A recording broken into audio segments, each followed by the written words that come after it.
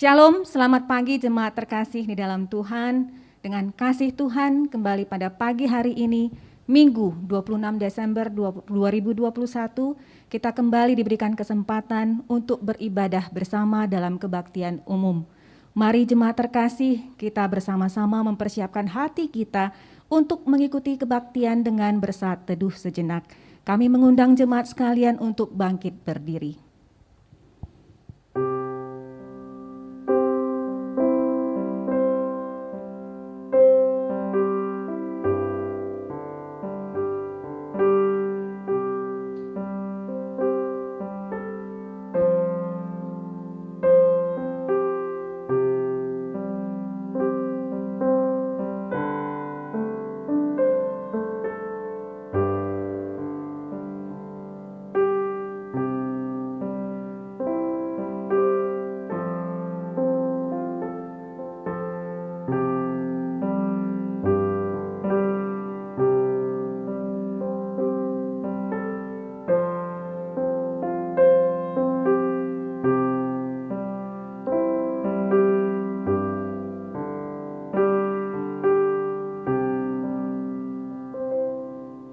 Kita akan memulaikan kebaktian kita pada saat ini.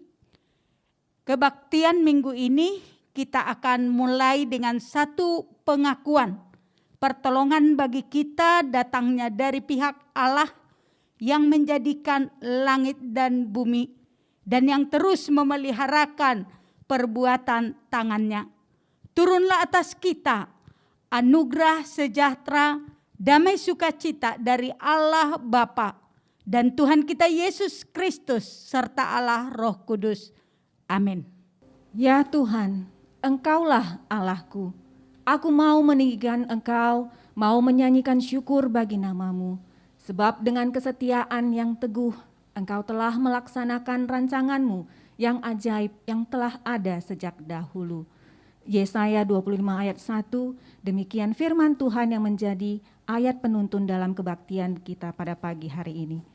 Mari jemaat terkasih, kita bersama-sama menyatakan betapa besarnya anugerah Allah dalam hidup kita dengan menaikkan pujian besar anugerah-Mu.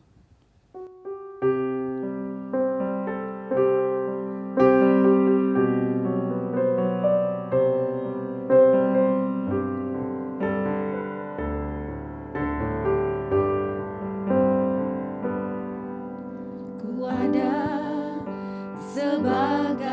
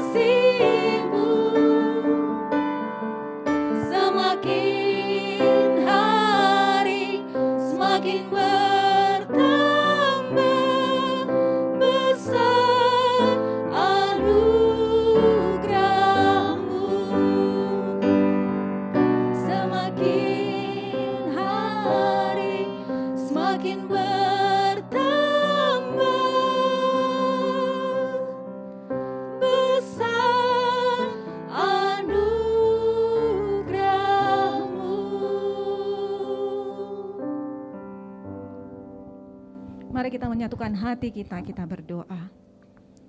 Tuhan Allah Bapa kami yang bertahta di dalam kerajaan surga, segala puji dan syukur kami panjatkan di hadapan-Mu sekarang ini ya Bapa. Sungguh tak terkira betapa besar kasih-Mu yang telah Engkau berikan kepada kami. Kami yang sesungguhnya tidak layak ini ya Tuhan. Pada saat ini dengan segala kerendahan hati kami datang di hadapan Tuhan. Kami mengakui segala dosa kami ya Bapa.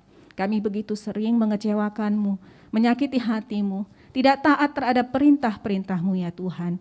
Tapi segala anugerah telah Engkau limpahkan dalam hidup kami. Terlebih lagi anugerah keselamatan yang menghapus segala dosa kami. Tuhan tolonglah kami agar kami layak untuk datang di hadirat-Mu pada saat ini. Kami menyerahkan rangkaian ibadah yang kami ikuti ini ya Tuhan dari awal hingga akhir nanti. Kami kiranya mendoakan agar Tuhan hadir di tengah-tengah kami, terlebih lagi menguasai hati dan pikiran kami ya Bapa, agar kami tetap terus bisa berfokus kepada Allah saja sepanjang ibadah ini. Terima kasih ya Tuhan, ke dalam tangan-Mu kami menyerahkan rangkaian kebaktian ini dari awal hingga selesai nanti. Di dalam nama-Mu Tuhan Yesus, Tuhan yang telah menjadi juru selamat kami yang hidup, kami berdoa dan bersyukur. Amin. Jemaat dipersilakan duduk kembali. Kita akan melanjutkan pembacaan Mazmur kita pada pagi hari ini, yang kali ini diambil dari Mazmur 125 ayat 1 sampai 5. Kita akan membacanya secara bertanggapan. Saya akan membacakan ayat yang ganjil. Mohon dengan kasih jemaat sekalian ikut membacakan ayat yang genap dari tempat masing-masing. Kita akan membacanya bersama. Nyanyian Ziarah. Orang-orang yang percaya kepada Tuhan adalah seperti gunung Sion yang tidak goyang, yang tetap untuk selama-lamanya. Yerusalem, gunung-gunung sekelilingnya, demikianlah Tuhan sekeliling umat-Nya, dari sekarang sampai selama-lamanya. Tongkat kerajaan orang fasik tidak akan tinggal tetap di atas tanah yang diundikan kepada orang-orang benar, supaya orang-orang benar tidak mengulurkan tangannya kepada kejahatan. Lakukanlah kebaikan ya Tuhan, kepada orang-orang baik dan kepada orang-orang yang tulus hati. Tetapi orang-orang yang menyimpang ke jalan yang berbelit-belit, kiranya Tuhan mengenyahkan mereka bersama-sama orang-orang yang melakukan kejahatan. Damai sejahtera atas Israel. Demikian pembacaan Mazmur kita pada pagi hari ini. Kita akan bersama-sama menyatakan pengakuan iman kita berdasarkan pengakuan iman rasuli. Kembali kami mengundang jemaat sekalian untuk bangkit berdiri. Bersama dengan gereja dari berbagai tempat dan dari segala abad, kita akan menyatakan pengakuan iman kita. Aku percaya kepada Allah, Bapa yang Maha Kuasa, Khalik langit dan bumi, dan kepada Yesus Kristus, anaknya yang tunggal Tuhan kita, yang dikandung dari Roh Kudus, lahir dari anak darah Maria, yang menderita sengsara di bawah pemerintahan Pontius Pilatus, disalibkan, mati dan dikuburkan, turun ke dalam kerajaan maut. Pada hari yang ketiga, bangkit pula dari antara orang mati, naik ke sorga, duduk di sebelah kanan Allah, Bapa yang Maha Kuasa. Dan dari sana Ia akan datang untuk menghakimi orang yang hidup dan yang mati. Aku percaya kepada Roh Kudus, gereja yang kudus dan am, persekutuan orang kudus, pengampunan dosa, kebangkitan tubuh, dan hidup yang kekal. Amin. Jemaat dipersilakan duduk kembali. Jemaat terkasih, Natal boleh saja ditetapkan pada tanggal 25 Desember. Dan hari ini adalah tanggal 26 Desember. Mari masih dengan sukacita Natal yang memang setiap hari damai sejahtera yang kita rasakan dengan kelahiran Raja Damai itu sendiri harusnya boleh kita bawa setiap hari sepanjang waktu. Mari dengan sukacita Natal kita bersama-sama menaikkan puji-pujian selamat-selamat datang, dilanjutkan dengan Gloria in Excelsis Deo.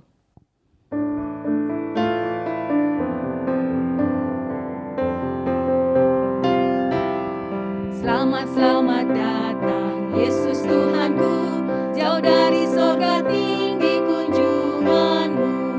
Selamat datang Tuhanku ke dalam dunia, damai yang kau bawa tiada taranya. Salam salam,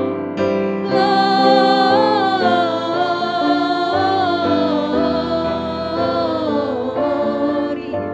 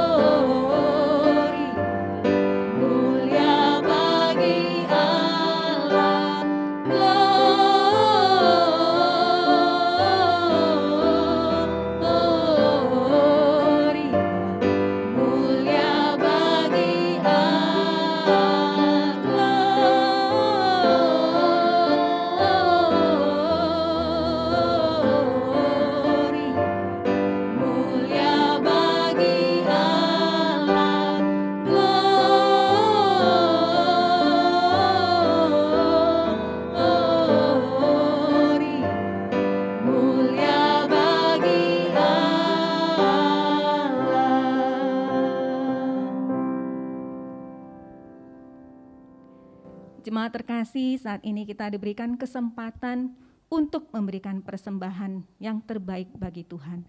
Mari kita memberikan persembahan yang terbaik bagi Tuhan, dan dengan kesempatan ini ketika kita masih mengikuti kebaktian secara online, kembali persembahan dapat ditransfer ke rekening Gereja Kristen Kalam Kudus Medan dengan nomor rekening yang tertera di layar. Mari dengan hati yang penuh syukur sambil memberikan persembahan yang terbaik bagi Tuhan, kita menaikkan pujian Betapa Hatiku.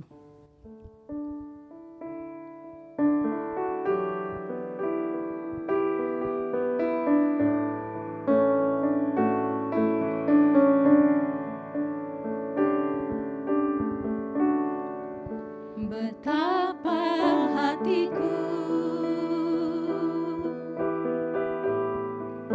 berterima kasih, Yesus. Kau mengasihiku, Kau memilikiku. Hanya ini Tuhan persembahanku, segenap hidupku, jiwa dan ragaku, sebab tak ku miliki harta kekayaan yang cukup berarti untuk ku persembahkan. Hanya ini Tuhan permohonanku, terimalah Tuhan persembahanku, pakailah hidupku sebagai alat-Mu seumur hidupku. Hanya ini Tuhan persembahanku, segenap hidupku, jiwa dan ragaku, sebab tak ku miliki harta kekayaan yang cukup berarti untuk ku persembahkan. Hanya ini Tuhan permohonanku, terimalah Tuhan persembahanku, pakailah hidupku sebagai alat-Mu seumur hidupku. Pakailah hidupku sebagai alat-Mu seumur hidupku.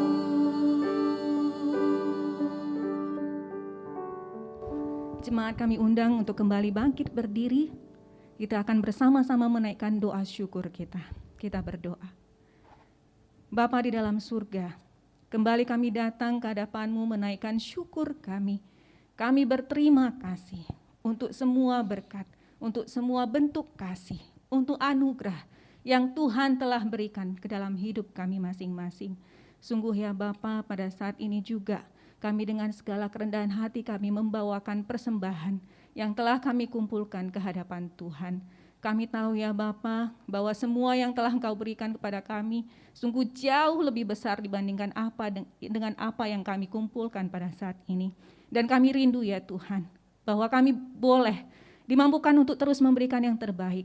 Bahkan bukan hanya berupa materi, tetapi hidup kami masing-masing menjadi persembahan yang kudus di hadapan Tuhan. Dan pada saat ini juga ya Tuhan, kami mendoakan berbagai bentuk pengelolaan terhadap persembahan ini. Kiranya Tuhan memberikan hikmat dan kebijaksanaan, agar kiranya apa yang telah terkumpulkan ini ya Tuhan, menjadi satu berkat tersendiri untuk pekerjaan Tuhan di tempat ini. Dan pada saat ini juga ya Bapa, kami datang di hadapan-Mu, kami mendoakan negara kami ini ya Tuhan, dari pemerintah pusat hingga pemerintah daerah. Kiranya Tuhan sendiri yang memimpin hati mereka untuk terus memimpin dengan hati yang takut akan Tuhan. Dan juga untuk jemaat-jemaat terkasih ya Bapa, yang mungkin sedang dalam keadaan kelemahan tubuh. Kiranya Tuhan yang menjamah, menolong, menyertai mereka.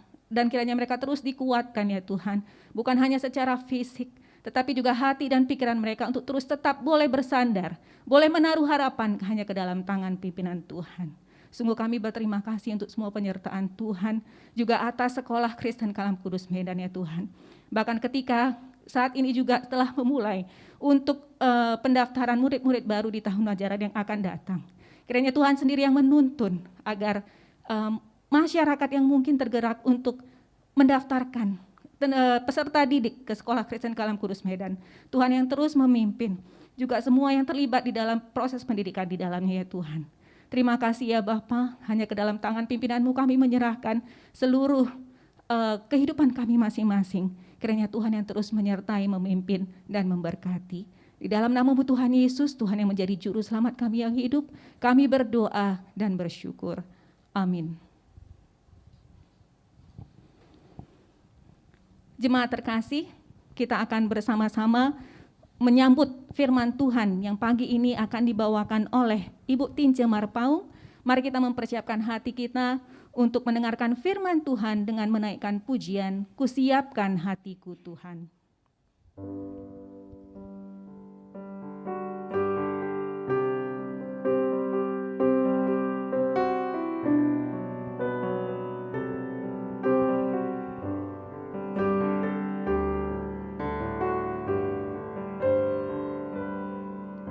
Kusiapkan hatiku Tuhan, untuk dengar firman-Mu saat ini. Ku sujud menyembah-Mu Tuhan, masuk hadirat-Mu saat ini. Curahkan urapan-Mu Tuhan bagi jemaat-Mu saat ini.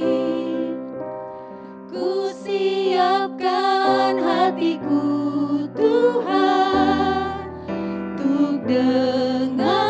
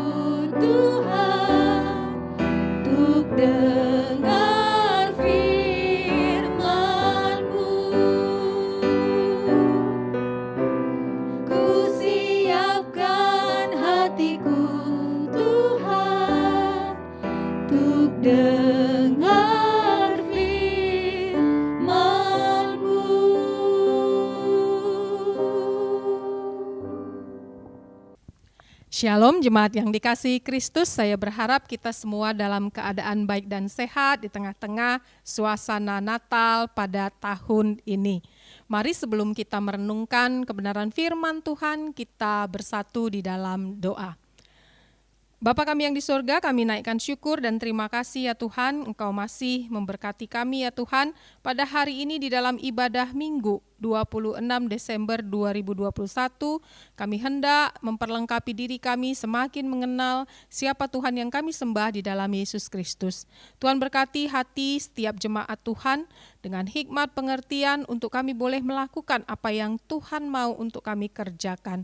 Kami serahkan waktu perenungan firman Tuhan ini ke dalam tangan pimpinan Tuhan.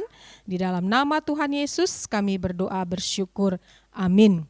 Ya, Bapak Ibu, jemaat yang dikasihi Kristus, hari ini kita akan merenungkan kebenaran firman Tuhan dengan tema ilahi yang diingkari, tidak mengingkari. Sekali lagi, ilahi yang diingkari, tidak mengingkari. Diambil dari kitab Injil Matius pasal yang kedua, ayat yang ke-13 sampai ayat yang ke-23. Dari Matius pasal yang kedua, ayat yang ke-13 sampai ayat yang ke-23. LAI di situ ada 3 perikop yang kita baca dari ayat yang ke-13 sampai ayat yang ke-23. Saya akan membacakannya bagi kita semua. Penyingkiran ke Mesir. Setelah orang-orang Majus itu berangkat, nampaklah malaikat Tuhan kepada Yusuf dalam mimpi dan berkata, "Bangunlah, ambillah anak itu serta ibunya, larilah ke Mesir dan tinggallah di sana sampai aku berfirman kepadamu, karena Herodes akan mencari anak itu untuk membunuh dia." Maka Yusuf pun bangunlah, diambilnya anak itu serta ibunya malam itu juga, lalu menyingkir ke Mesir dan tinggal di sana hingga Herodes mati. Hal itu terjadi supaya genaplah yang difirmankan Tuhan oleh Nabi. Dari Mesir kupanggil anakku. Perikop yang kedua, pembunuhan anak-anak di Betlehem. Ketika Herodes tahu bahwa ia telah diperdayakan oleh orang-orang Majus itu, ia sangat marah. Lalu ia menyuruh membunuh semua anak di Betlehem dan sekitarnya, yaitu anak-anak yang berumur 2 tahun ke bawah, sesuai dengan waktu yang dapat diketahuinya dari orang-orang Majus itu. Dengan demikian genaplah firman yang disampaikan oleh Nabi Yeremia. Terdengarlah suara di Rama, tangis dan ratap yang amat pedih. Rahel menangisi anak-anaknya dan ia tidak mau dihibur, sebab mereka tidak ada lagi. Perikop yang ketiga, kembali ke Mesir.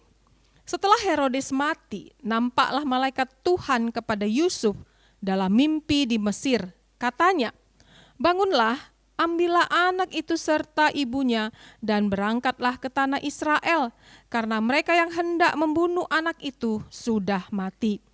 Lalu Yusuf pun bangunlah, diambilnya anak itu serta ibunya dan pergi ke tanah Israel. Tetapi setelah didengarnya bahwa Arkelaus menjadi raja di Yudea menggantikan Herodes, ayahnya, ia takut ke sana. Karena dinasehati dalam mimpi, pergilah Yusuf ke daerah Galilea. Setibanya di sana, ia pun tinggal di sebuah kota yang bernama Nazaret. Hal itu terjadi supaya genaplah firman yang disampaikan oleh nabi-nabi bahwa ia akan disebut orang Nazaret. Sampai demikian kebenaran firman Tuhan. Berbahagialah setiap kita yang mau mendengar, bahkan melakukan firman itu tiap-tiap hari dalam hidup kita. Jemaat yang dikasihi Kristus, tema hari ini ilahi yang diingkari, tidak mengingkari. Jemaat yang dikasihi Kristus, mungkin kita sering menonton film ataupun ada yang hobi menonton film.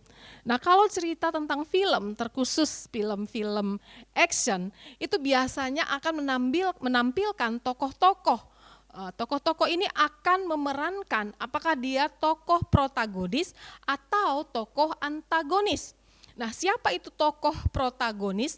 Tokoh protagonis itu biasa kalau di film-film action itu adalah anak mudanya istilahnya dibilang ya. Orang yang baik, orang yang benar, orang yang akan menjadi anak mudanya gitu di dalam film itu. Nah, tetapi siapa yang disebut dengan tokoh antagonisnya? Nah, tokoh antagonisnya yaitu adalah si pembuat masalah.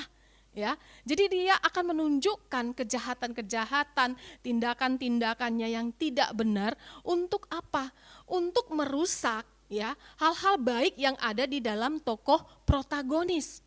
Nah, jadi biasanya ada kecemburuan, ada iri hati, ada kebencian, ada amarah. Inilah yang dilakonkan oleh seorang tokoh antagonis. Nah, dalam cerita film biasanya atau pada umumnya di akhir cerita itu pada umumnya biasanya happy ending. Nah, kalau happy ending berarti tokoh protagonislah yang menang kalau dalam film action. Nah, siapa yang menentukan? Ya, siapa yang menentukan akhir dari cerita ini? Tentu adalah sang penulis, sang sutradara. Penulis dan sang sutradara inilah yang mengarahkan film itu supaya semua tokoh protagonis dan antagonis dan yang lainnya itu menuju kepada akhir cerita dengan happy ending. Ya, banyak kalau kita melihat kisah-kisah atau nggak jauh-jauh kalau cerita dongeng misalnya cerita bawang merah, bawang putih. Nah, kelihatan sekali di situ ada tokoh-tokoh protagonis dan tokoh-tokoh antagonisnya. Nah, jemaat yang dikasihi Kristus, kalau dalam film kita melihat ya, usaha apapun yang dilakukan oleh sang tokoh antagonis ini untuk melampiaskan aksi kejahatannya, itu pada umumnya itu akan diakhiri dengan happy ending. Jadi kejahatan-kejahatan yang sudah dia rancangkan, yang sudah dia lakukan, pada akhirnya itu akan membuat malah tokoh protagonislah yang akan menang. Nah, jemaat yang dikasihi Kristus, kalau kita membaca 3 perikop ini tadi yang kita baca dari pasal yang kedua ayat yang ke-13 sampai 23, itu sangat-sangat jelas ada tokoh-tokoh pemeran protagonis dan antagonisnya. Dan kalau kita melihat di dalam perayaan Natal ini ya. Nah, kisah penyingkiran ke Mesir, kemudian pembunuhan anak di Betlehem, kemudian kembali ke Mesir, cerita ini sering dibuat sebagai drama Natal. Nah, drama Natal untuk memperingati kelahiran Tuhan Yesus. Dan kalau kita membaca 3 perikop ini, sangat jelas ya, bisa ketahuan siapa tokoh protagonisnya, siapa tokoh antagonisnya. Jelas tokoh protagonisnya adalah Yusuf dan tokoh antagonisnya itu adalah Raja Herodes. Nah, seperti kisah di dalam film atau drama, cerita di dalam Alkitab yang kita baca, kejadian nyata ini yang berlangsung sekitar 2000 tahun yang lalu ini ya, itu dirancang oleh sang penulis, dirancang oleh sang sutradara. Siapa sang penulis dan sutradaranya? Di dalam Alkitab tentu itu adalah Allah Tuhan kita. Allah berdaulat untuk mewujudkan rencana keselamatannya melalui kelahiran bayi Yesus. Sekalipun kuasa si jahat berusaha untuk menggagalkan. Nah, jemaat yang dikasihi Kristus, apa yang kita baca tadi ya, bahwasanya Yusuf mendapatkan mimpi ya. Nah, kalau kita merenungkan firman Tuhan, minggu yang lalu Ibu Yeni sudah mengupas tentang Matius pasal yang ke-1, yaitu tentang kelahiran Yesus. Di situ Yusuf mendapatkan mimpi Yusuf yang pertama ya. Mimpi Yusuf yang pertama di pasal 1 ayat yang ke-20 ya. Di situ malaikat Tuhan datang kepada Yusuf. Supaya apa? Supaya Yusuf itu jangan sampai merasa takut kalau dia itu akan mengambil Maria sebagai istrinya. Kenapa? Karena Maria itu nanti akan melahirkan Yesus yang adalah Sang Mesias, Sang Immanuel. Nah, jadi di situ dikatakan supaya Yusuf jangan takut. Karena Mesias yang akan lahir itu berasal dari Roh Kudus. Nah, inilah mimpi Yusuf yang pertama. Dan kalau kita membaca perikop, ya ada 3 perikop ini tadi, ya. Di dalam perikop yang pertama yang kita baca tadi, ini adalah mimpi Yusuf yang kedua, ya. Malaikat Tuhan datang kepada Yusuf untuk kedua kalinya ini. Nah, apa yang dikatakan oleh malaikat Tuhan? Malaikat Tuhan meminta supaya Yusuf, ya, memelihara bayi Yesus yang sudah lahir itu. Nah, kemana harus dibawa bayi Yesus itu? Yaitu ke tanah Mesir, ya. Nah, mengapa Tuhan menyuruh Yusuf untuk membawa bayi Mesias itu lari ke tanah Mesir, ya? Nah, tentu karena memang si Yusuf ini adalah manusia yang terbatas, yang tidak tahu bagaimana rancangan seorang Raja Herodes itu terhadap bayi Mesias. Untuk itulah malaikat Tuhan datang dalam bentuk mimpi kepada Yusuf supaya Yusuf itu tahu tentang rencana jahat dari sang Raja Herodes, yaitu hendak membunuh bayi Yesus. Untuk itulah secara khusus Tuhan meminta Yusuf untuk pergi membawa istri dan anaknya itu lari ke Mesir. Karena apa? Karena memang Tuhan sangat-sangat berdaulat untuk memelihara bayi Yesus yang saat itu harus hidup di tengah kepemimpinan seorang Raja Herodes yang begitu jahat. Ya. Jemaat yang dikasihi Kristus, Raja Herodes yang terkenal begitu jahat, terkenal begitu kejam pada masa itu. Dia tidak menghendaki adanya pesaing, ya, adanya raja lain yang memikat hati, yang menawan hati rakyat banyak. Dia merasa cemburu karena orang Majus mengatakan bahwasanya raja, ya. Dia menganggap hanya dialah raja, ya, dialah penguasa. Dan saat itu Raja Herodes yang cemburu, yang iri hati terhadap kelahiran sang raja dunia ini, mengingat bahwasanya ketika orang Majus yang diperintahkannya supaya mereka kembali kalau sudah menemukan bayi Yesus, ternyata mereka tidak kembali menemui Raja Herodes. Makanya Raja Herodes itu makin geram, makin marah. Kenapa? Karena pasti pesaingnya ini akan tumbuh menjadi seorang anak dan nantinya akan menyaingi dirinya sebagai raja. Dan ini merupakan ancaman, ancaman bagi kekuasaannya, ancaman bagi kerajaannya. Jadi Raja Herodes menganggap bayi Yesus ini akan menjadi pesaingnya. Nah, sehingga ya dengan kekuasaan yang dimilikinya saat itu sebagai raja di wilayah Yudea, ya, dibuatnyalah perintah untuk membunuh semua bayi di bawah usia 2 tahun. Ya, jadi umur bayi ya yang lahir pada masa itu umur usia 2 tahun ke bawah sesuai dengan waktu yang diketahuinya dari orang Majus itu, maka dia perintahkan bunuhlah semua bayi yang berusia 2 tahun ke bawah. Nah, sehingga pada akhirnya ya yang terjadi apa? Yang terjadi di wilayah Bethlehem dan sekitarnya, terjadilah ratapan yang begitu pedih, yang begitu menyesakkan hati ibu-ibu dan keluarga bayi, yang saat itu memiliki bayi berusia di bawah 2 tahun. Pembunuhan massal terjadi pada masa itu. Maka digambarkan tadi dikatakan seperti ini ya, terdengarlah suara di Rama, tangis dan ratap yang amat sedih. Seperti Rahel yang menangisi anak-anaknya. Demikianlah tangisan yang terdengar di wilayah Bethlehem dan sekitarnya. Namun sekalipun seorang Raja Herodes yang begitu jahat hendak membunuh bayi Yesus, tetapi Allah berdaulat untuk menggenapkan rencana keselamatannya bagi dunia dengan membuat bayi Yesus yang adalah Raja dunia itu tetap terpelihara dengan baik sekalipun harus pergi ke tanah Mesir. Disinilah Allah menunjukkan kedaulatannya untuk mewujudkan rancangan keselamatan. Allah telah menunjukkan bahwasanya dialah Allah yang memegang kendali. Dan pada saat itu ketika tiba waktunya, Raja Herodes yang jahat itu mati.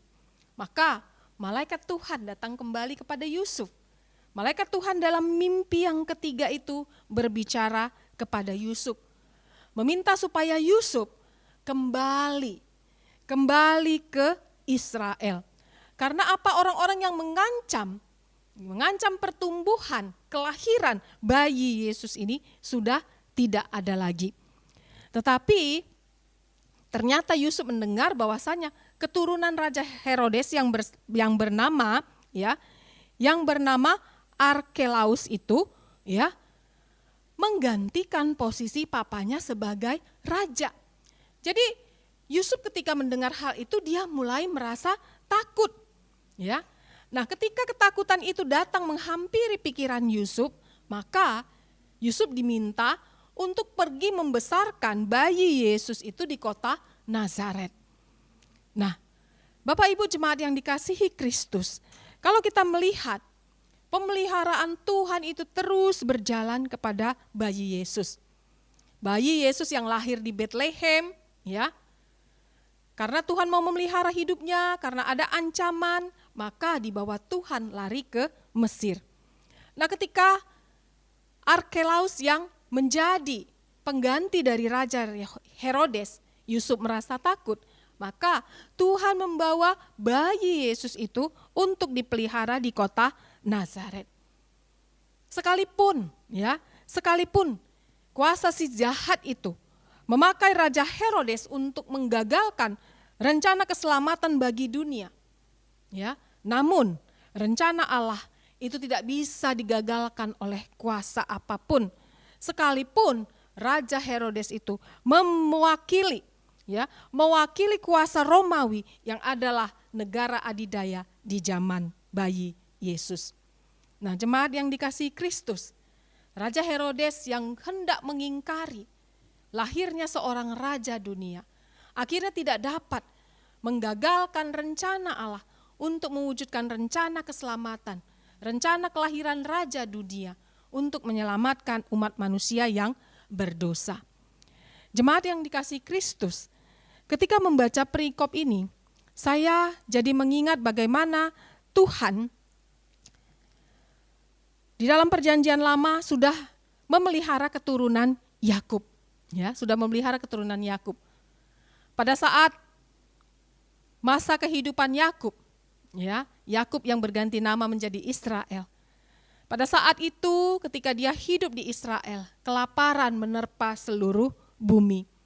Dan saat itu dia harus pergi ke Mesir, karena di tanah Mesirlah tersedia bahan pangan. Dan saat itu juga Tuhan sudah mempersiapkan Yusuf yang sudah dibuang oleh keluarganya dan masuk ke tanah Mesir untuk menjadi orang kedua dari kerajaan Mesir. Tujuannya supaya Tuhan memelihara keturunan Yakub ini di tanah Mesir. Dan kalau kita melihat sepanjang perjalanan cerita di dalam Alkitab, Allah terus menunjukkan pemeliharaannya terhadap umatnya itu dengan memakai bangsa pilihannya ini untuk dipakai sebagai alat kemuliaannya, yaitu melahirkan seorang raja dunia, melahirkan seorang anak tunggal Allah untuk datang ke dalam dunia, sehingga pintu keselamatan terbuka bagi setiap bangsa. Jemaat yang dikasihi Kristus, melalui perenungan hari ini kita melihat bahwasanya raja dunia sekalipun tidak akan dapat menggagalkan rencana Allah untuk memakai umat pilihannya itu untuk menggenapkan rencana keselamatannya.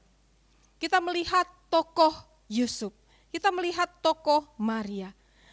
Kedua pasangan suami istri ini telah dipakai Tuhan menjadi alat kemuliaan Tuhan untuk memelihara bayi Mesias.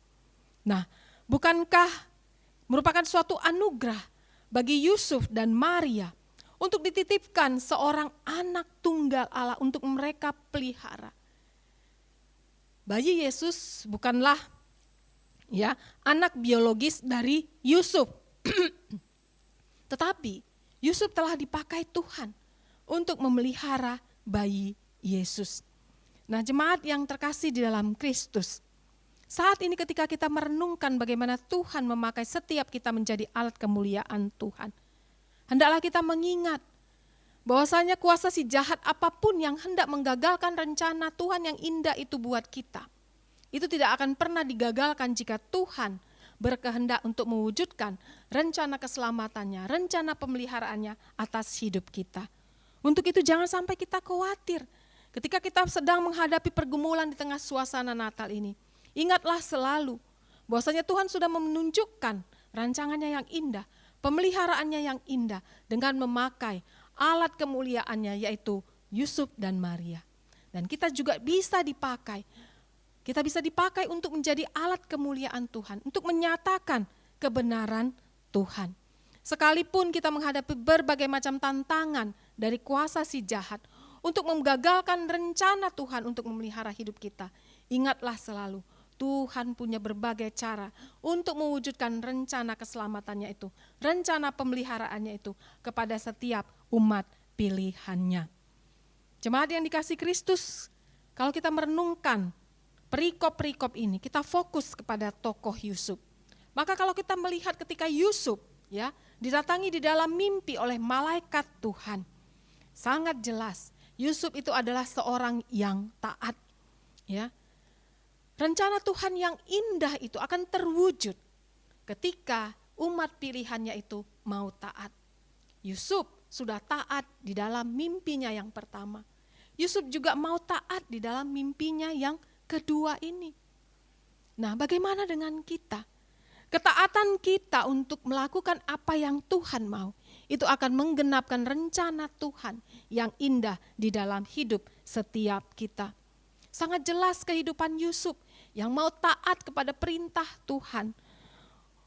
Tuhan menggenapkan kedaulatannya itu untuk rencana keselamatannya itu melalui ketaatan Yusuf. Jemaat yang dikasihi Kristus, mari kita merenungkan apa yang mau Tuhan genapkan di dalam hidup kita. Untuk itu Tuhan meminta kita mau menjadi pribadi yang mau taat, yang mau tunduk kepada kebenaran firman Tuhan. Sehingga rencana Tuhan yang indah itu bisa tergenapi di dalam hidup setiap kita. Sekalipun di dalam hidup ini kita mungkin menghadapi berbagai macam tantangan. Seperti Yusuf yang menghadapi tantangan dari tokoh antagonis yaitu Herodes. Kita mungkin menghadapi berbagai macam tantangan di depan kita.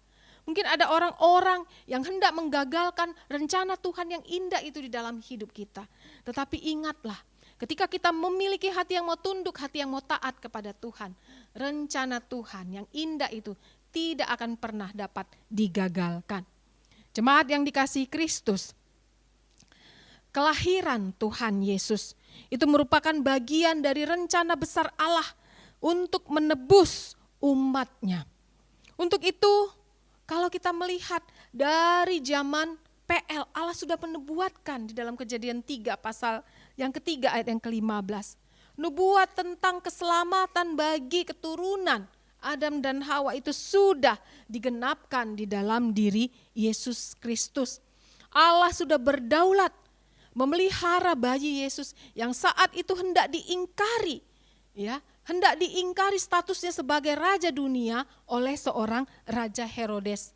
Tetapi ya, status anak Allah Yesus Kristus sebagai raja dunia itu tidak pernah dapat digagalkan oleh raja dunia sekalipun. Jadi sekalipun Raja Herodes bisa mengingkari, bisa menolak kelahiran Yesus sebagai raja dunia, tetapi Allah tetap hendak mewujudkan rencananya, janjinya untuk menyelamatkan umat manusia yang berdosa melalui kelahiran Sang Raja Dunia. Dialah juru selamat kita. Untuk itu Bapak Ibu yang dikasihi Kristus, mari kita tetap berpengharapan kepada Tuhan Allah kita. Dialah Allah yang akan menggenapkan rencananya yang indah bagi setiap kita yang mau dipakai, yang mau tunduk, yang mau taat dan tidak menolak Tuhan. Amin. Mari kita berdoa. Bapa kami yang di sorga, kami menaikkan syukur dan terima kasih Tuhan kalau pada perenungan pagi ini kami diingatkan untuk tetap mau menjadi alat yang memuliakan Tuhan, mau tunduk dan taat seperti seorang Yusuf, dan mau senantiasa menerima Kristus sebagai Raja dunia yang memberikan penebusan bagi kami manusia berdosa. Tuhan, Engkaulah yang memberkati supaya dalam suasana Natal ini turunlah damai sejahtera-Mu, turunlah sukacita-Mu, turunlah pengharapan bagi setiap kami umat Tuhan. Kami rindu Tuhan untuk semakin mendekat kepadamu. Kami tidak ingin seperti Herodes yang mengingkari kelahiran Sang Raja Damai. Tetapi kami mau menerima Yesus Kristus yang lahir, yang kami peringati di tahun 2021 ini kelahirannya. Untuk itu tumbuhkan iman percaya jemaat Tuhan, supaya semakin hari kami menjadi pribadi yang semakin bertumbuh di dalam pengenalan akan Kristus. Terima kasih ya Bapa, inilah doa kami, syukur kami yang kami naikkan hanya di dalam Yesus Kristus, Tuhan dan Juru Selamat kami. Amin. Jemaat yang dikasihi Tuhan, kita akan mengakhiri ibadah kita pada saat ini. Saya undang kita semua bangkit berdiri. Kita akan mengembalikan segala hormat dan kemuliaan kepada Allah yang telah mengasihi kita.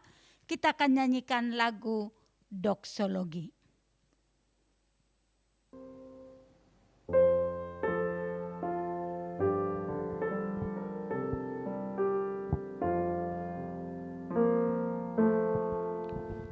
Puji Allah Bapa Putra,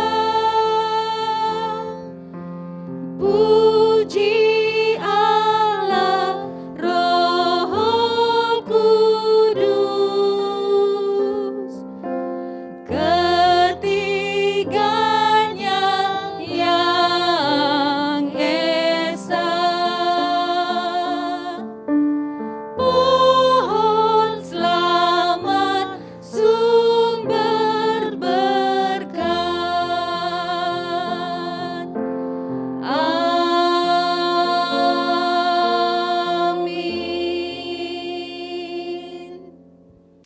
Jemaat kekasih Kristus, pulanglah, kembali dan jalanilah kehidupanmu. Kiranya kebenaran firman Tuhan yang kita dengarkan hari ini akan terus mengarahkan kita untuk percaya dan mengandalkan Tuhan dalam kehidupan kita. Bahwa Dia adalah Allah yang tidak pernah gagal di dalam menggenapkan segala rancangan dan rencananya bagi umatnya. Arahkanlah hatimu kepada Tuhan dan terimalah berkat Tuhan.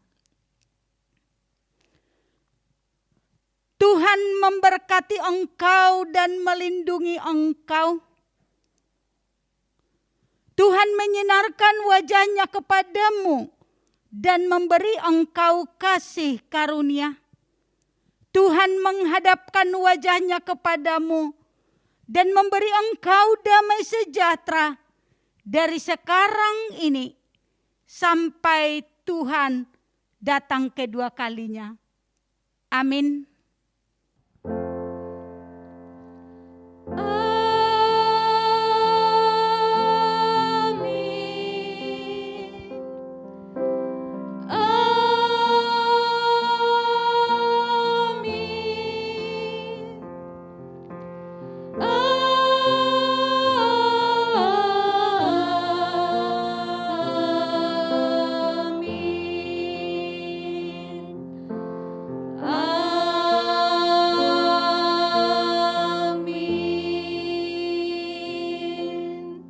Dipersilahkan duduk, silahkan ambil saat teduh, kebaktian selesai.